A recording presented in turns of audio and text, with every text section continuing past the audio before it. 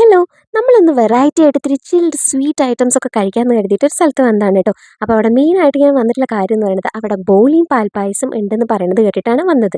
പക്ഷേ നമ്മൾ അവിടെ എത്തിയ സമയത്ത് ബോളിയും പാൽപ്പായസം തീർന്നിട്ടുണ്ടായിരുന്നു. അത് കാരണം കൊണ്ട് തന്നെ അത് ട്രൈ ചെയ്യാൻ പറ്റില്ല. ഏതായാലും വന്നല്ലേ, അപ്പോൾ പിന്നെ നമ്മൾ എന്തായാലും മധുരമൊക്കെ കഴിക്കാമെന്ന് വിചാരിച്ചിട്ട് നമ്മൾ വാങ്ങിച്ചത് എന്തായിരുന്നു, കുൽഫി വാങ്ങിച്ചു. അതുപോലെ തന്നെ ഐസ് സ്റ്റിക്കൊക്കെ വാങ്ങിച്ചിട്ടുണ്ടായിരുന്നു. അപ്പോൾ കുൽഫി വാങ്ങിച്ചത് പാലടയുടെ കുൽഫി ആയിരുന്നു കേട്ടോ. നല്ല ടേസ്റ്റ് ആയിരുന്നു, എനിക്കത് നല്ലപോലെ ഇഷ്ടപ്പെട്ടു.